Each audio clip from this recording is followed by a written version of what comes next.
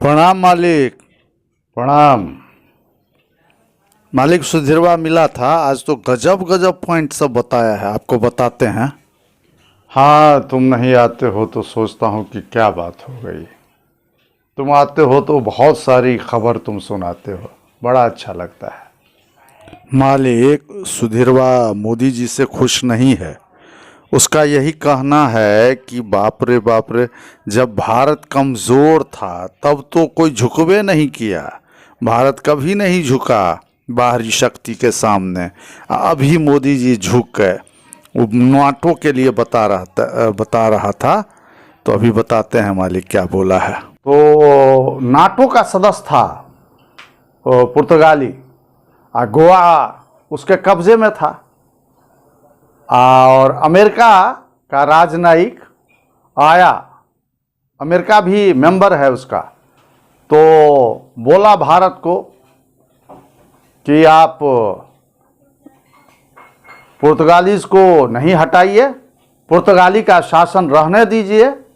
लेकिन उस समय प्रधानमंत्री नेहरू जी थे, उन्होंने नहीं, एक भी नहीं सुनी और आर्मी को भेज दिया। विजय कुछ था, विजय, ऑपरेशन विजय, हाँ, और वहाँ से पुर्तगाली को भगा दिया। 1961 में गोवा अपने देश का हिस्सा बना। उसी तरह बताया कि 1974 में मिसेस गांधी थी प्रधानमंत्री। सिक्किम था उस समय अलग, एक तरह से राजतंत्र था, और वहाँ की हुकूमत एक महिला थी उसके हाथ में था, और वो अमेरिकन महिला थी। तो अमेरिका वाला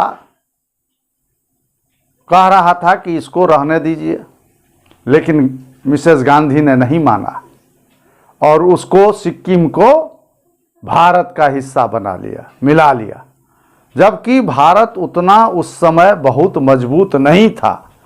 तो सुधीरवा मालिक यही कह रहा था कि उस समय जब कमजोर था तब तो भारत नहीं झुका, इस समय वो अमेरिका का बात मान लिए मोदी जी। ये हमको समझ में नहीं आता है। फिर आज दुखी था। अब हम सोचे कि अब इससे क्या बात करें, ऐसा ऐसा तर्क निकाल के ला रहा है। नॉलेज की बात है, ज्ञान की बात है, पढ़ा लिखा है तो उसकी बात हम गौर से सुने। हम याद कर लिए दिमाग में मालिक, नाटो 1961, 1974, ये सब हम याद कर लिए कि हम सोचे कि मालिक को बताएंगे, हैं। और देखिए, तो सुधीरवा जो है इसलिए नाराज है। वो चाह रहा था कि उस समय जब भारत कमजोर था, उतना मजबूत नहीं था, तब तो भारत किसी के सामने झुकवे नहीं किया। तो अभी का है हमारा देश झुक गया, बड़ी तकलीफ में था, बड़ी तकलीफ।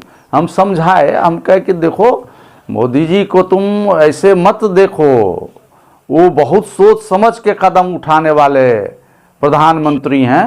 वो अभी चुप हुए हैं ना, लेकिन हाँ, कोई ना कोई राज जरूर होगा। तो इसलिए तुम थोड़ा धैर्य रखो। होगा तो तुमको हम मालिक से भी मिलवा देंगे। मालिक को मैंने तुम्हारे बारे में बताया कि पढ़ा लिखा भी है और बेचारा अभी तक बेरोजगार है।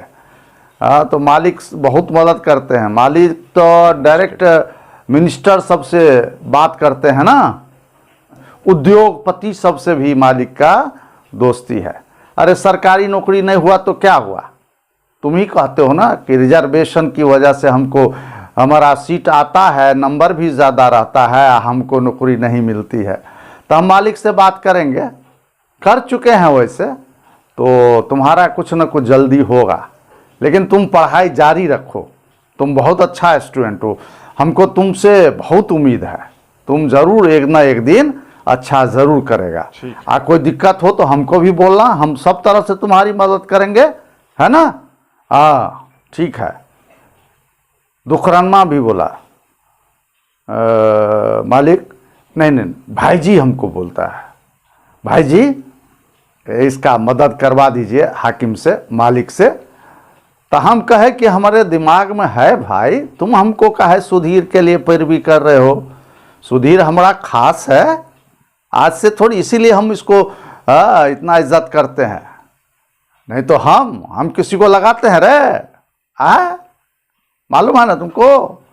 हाँ तब तो ठीक है, खेती बाड़ी हमारा भी कमज़ोर नहीं है, हम भी तुम्हारे लिए बहुत कुछ कर सकते हैं।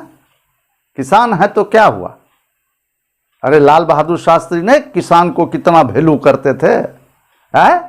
किसान है तो क्या हुआ, बहुत ताकतवर हैं भाई। तो इसलिए तुमको घबराना नहीं, तुम ठीक से पढ़ाई करो, हम हैं तुम्हारे साथ। तो अभी चलते हैं थोड़ा, है फिर मिलेंगे तुमसे। तो ये सब बात कह के फिर मालिक अभी तुरंत आप ही के पास आ गए, कहे कि मालिक को थोड़ा हाजिरी दे दें। मालिक सोचेंगे कि आज नहीं आया हाजिरी देने, तो मालिक आप ही का तो सब कृपा है। और सब मालिक ठीक है ना?